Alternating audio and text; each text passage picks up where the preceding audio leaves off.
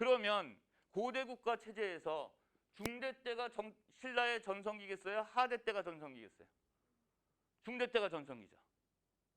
정치가 안정된, 정치가 굉장히 불안한. 그러면 왕권을 돕든 중앙 정권을 돕든 육두품 세력은 이 진골 간의 왕위 쟁탈전 속에서도 진골의 배척을 받겠어요? 등용되겠어요? 배척받겠죠. 육두품 배척.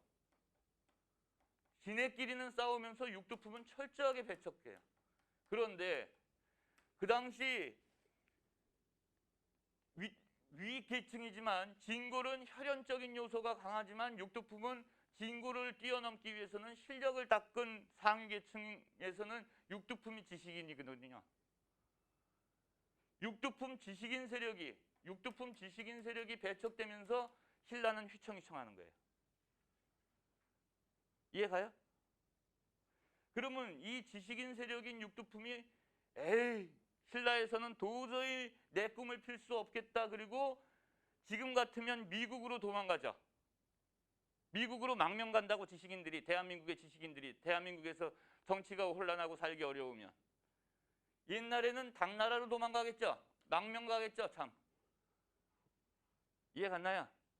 그래서 육두품 지식인들이 당나라에 가서 보니까 당나라에도 과거제도가 있는데 이 당시에 외국인들끼리 보는 과거도 있었어요. 우리나라에는 아직 과거제도가 없는데 그거를 뭐라 그래? 당나라에서 외국인들끼리 보는 과거 시험을 빈공과라고 불렀다고. 빈공과. 뭐라고요? 빈공과. 여기를 통해서 당나라 관직을 받으면 그 다음부터는 어떻게 돼요? 끝발 좋아지지. 대한민국에서 쫓겨나가지고 배척받아서 쫓겨나가지고 미국에 갔는데 미국에서 소위 말하는 미국의 무슨 고위직으로 올라갈 수 있는 고시에 붙어가지고 미국의 고위 관직자가 됐어. 그래서 한국에 오면은 권력 어때요? 어깨 좀 피죠? 똑같은 현상이죠. 그 대표적인 천재가 누구야? 육두품 출신의 최치원이죠.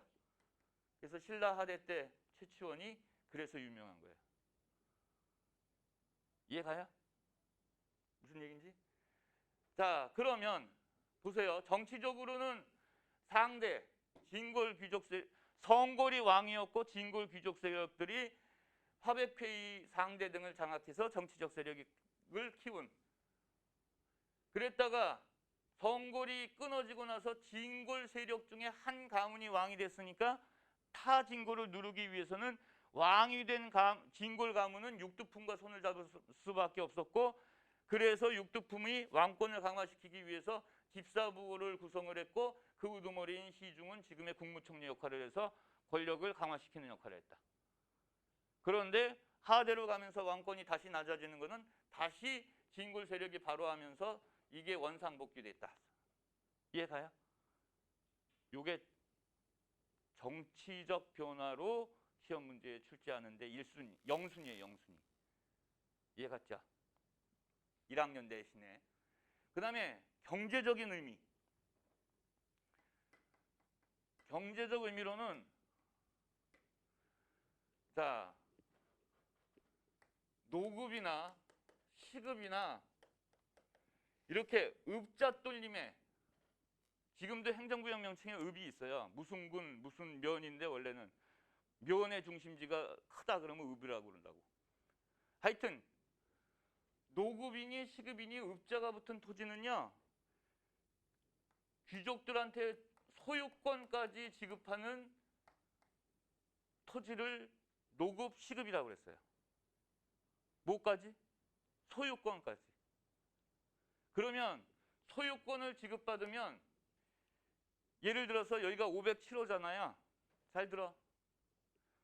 507호 땅을 우리 저 누구냐? 혜윤이한테 노급으로 지급을 했어요. 왕이.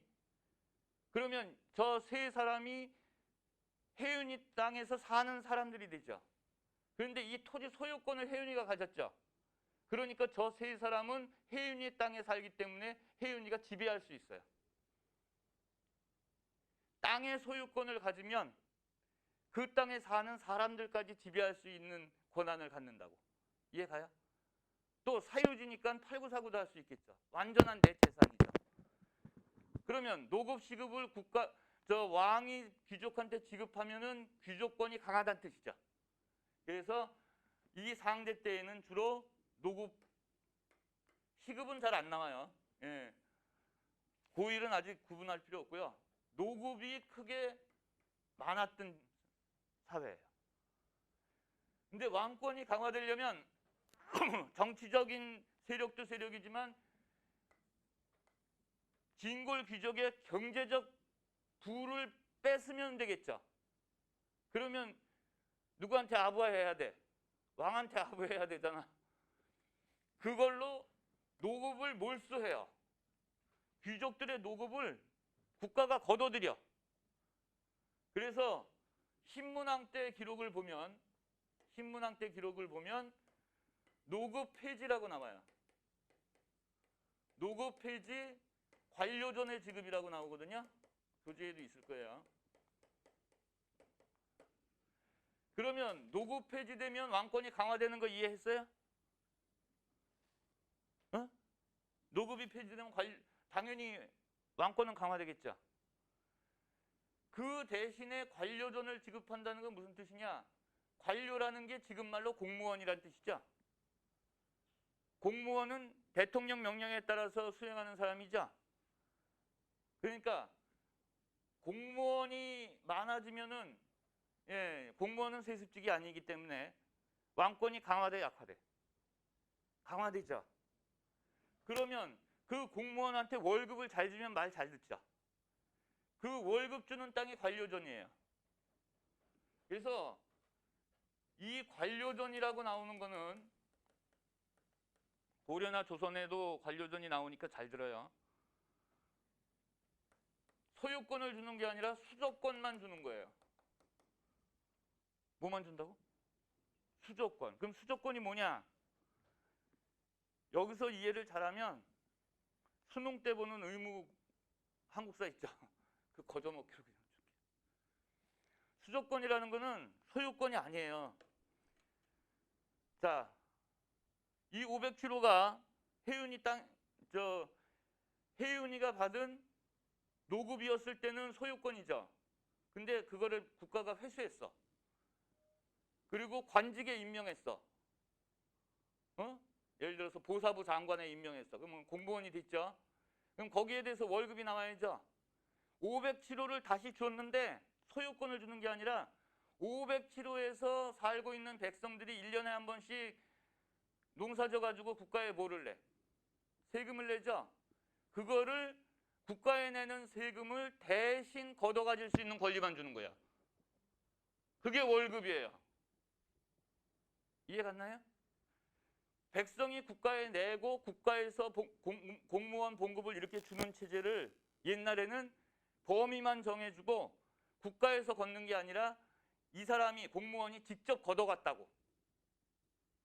그럼 소유권이에요? 조세를 거둘 수 있는 권리 수조권이에요. 수조권이죠. 그럼 그 땅은 매매가 돼야 안 돼요? 내게 아니니까 매매 안 되죠. 수조권은 매매 안 되는 거예요. 그 다음에 단순히 세금을 대신 걷어갈 수 있는 권리니까 이 땅에 살고 있는 500km에 살고 있는 사람들에 대한 지배권이 있어요, 없어요? 내 땅 아닌데 지배권이 없어요. 아까 노급일 때는 지배권이 있었죠. 소유권을 가지고 있으니까. 지금은 소유권이 없고 수조권만 가지고 있으니까 그냥 이 사람들이 내는 세금을 대신 걷어 가질 뿐이지 지배권이 없어요. 이해돼요? 그럼 결론적으로 노급이 폐지되고 관료전이 지급됐다라는 기록을 보면 귀족한테 주는 소유권 주는 토지를 폐지하고 수조권만 줬다라는 거니까 왕권 강화예요, 약화예요?